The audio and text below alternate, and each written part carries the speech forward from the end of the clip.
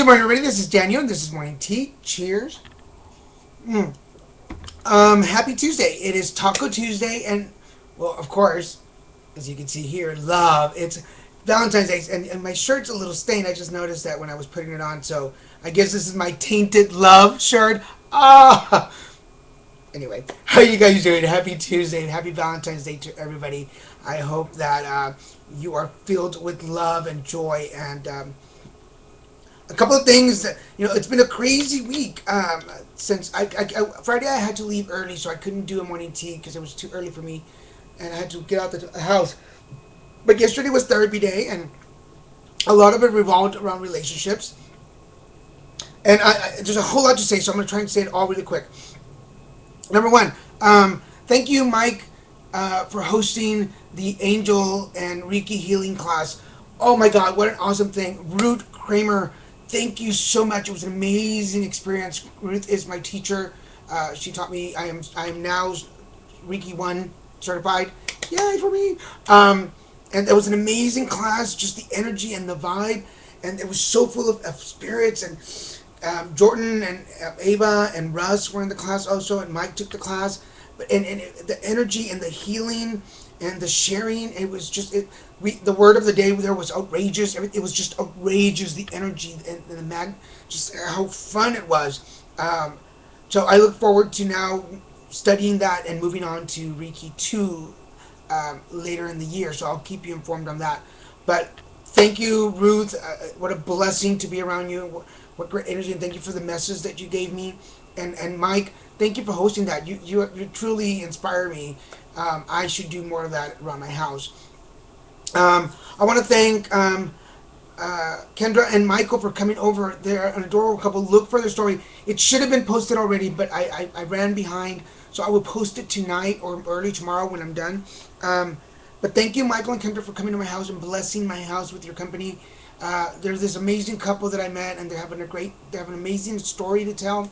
They're on this whirlwind adventure, and they're going to travel and see different places, and I envy you, and I love you for that. And thank you for the flowers. They gave me some beautiful flowers. There's a picture of the flowers on my Facebook page, and I'll post it on the LilMesican page so you can see it.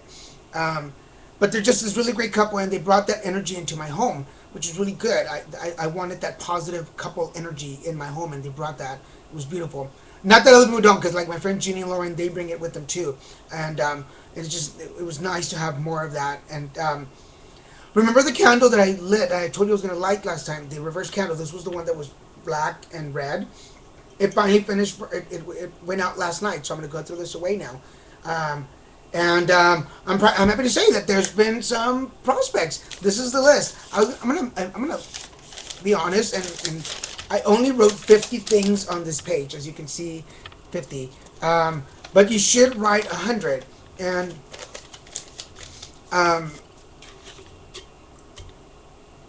write 100, and I guarantee you that a lot of I can tell you a lot of the things on that page.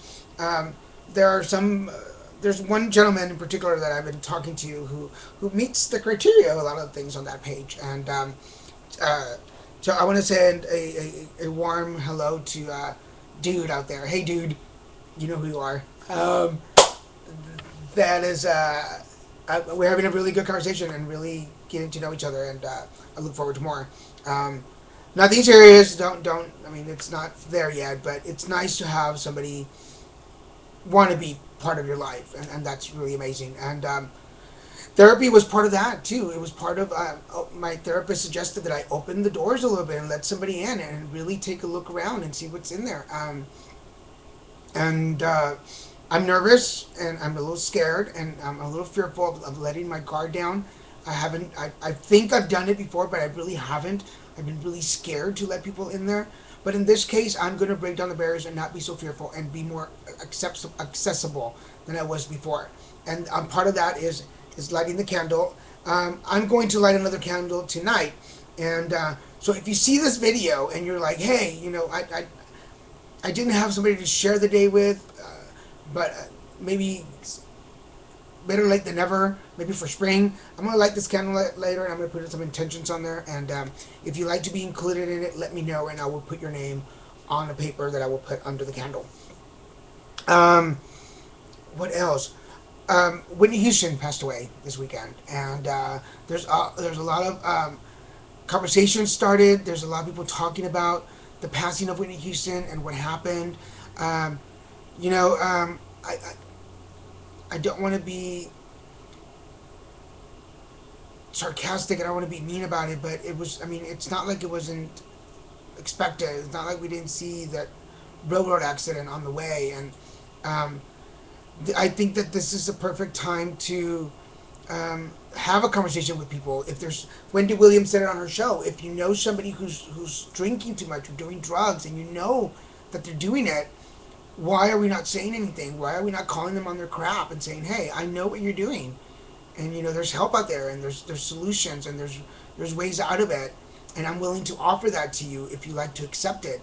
But if you don't, then there's consequences, and it doesn't have to be a big intervention. It could be a 1% intervention. One person can go and say, "Hey, I know you're doing drugs, and I know how it's affecting you, and I know how it's affecting our relationship, and I'm there are times when an ultimatum is needed, and I think when people are in an addiction, it's important to put that out there and say, "Hey, I'm not going to tolerate this from you anymore. This is my level of respect. You may not like yourself, but I like you. You may not love yourself, but I'm going to love you till you can. But you got to show some respect for yourself so I can know where to show it. And if you're not going to respect yourself, then I'm going to walk away and not respect you either." It's important. And I was on a thread earlier on Facebook talking about.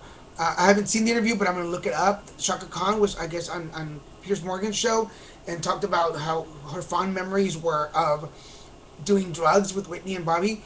Well, if you know somebody who's doing drugs, or if you're the person that's doing the drugs and you think you're hiding it, is that the last memory you want people to have of you? We shouldn't. I don't know. Some people were dogging Shaka Khan for what she said. She called it as it is. Maybe that is her biggest memory of hanging out with Whitney Houston. I mean, we all know her as this beautiful, the voice of the '90s, and maybe Shaka Khan, all she has of her is like, the best thing I can say about her is she got high well. Is that what you want for you? Is that how you want people to remember you? I don't. I know that there's people out there that probably say I was at my best when I was high, and I'm going to be completely honest. I was at my best as a partier. I was a sex fiend. Some of my best sex was when I was high, and I'm sure there's people out there that said that he was a better boyfriend when he was high because I was so giving and so open and just willing to do whatever because I was high. I didn't know any better. And then once I got sober, I took more control and restrained myself.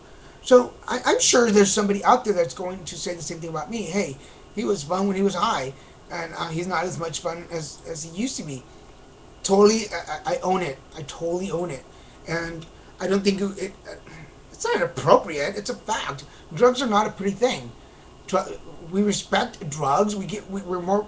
I mean, we're going to be more concerned over the fact that what people are going to say about me after I die, and not that I died. That's the biggest concern. Not the fact that sorry, there's a bug. Not the fact that there are still kids that are ODing, and there are people that are ODing, and that we still use drugs as an escape. That's not the concern. The concern is that somebody called out on it. Boo hoo. It's important to let people know that we are there for them and that we will support them if they want to get help, but not that we're going to keep enabling them when they're trying to hurt themselves. Does that make sense? I hope it does. Now I'll get off my find the blessing in the current situation. That's right. Find the blessing in the situation. The blessing is that for everyone that passes away, for every person that does not make it, there's hundreds of us that strive and work hard to stay in our sobriety and our recovery. But you know what? That's the rules of the game. In recovery, that's how it works. Some people stay in and some people go out. And they go out for more and some of them don't come back. And that's the reality. So instead of calling out people who are calling it out, let's go after the real problem here. And that's that when people are in their addiction, we don't want to get involved. And then when they pass away or something harsh happens, we all raise our hands like, oh, didn't we see that coming? Well, then if we saw that coming, why are we not doing something? So I'm not going to pull out another card. I'm going to end it with that. Find the blessing in the situation. There's a blessing there and there's a message. And the sooner we find it, the more hands-on we can be. Love you guys, and I will see you on Thursday.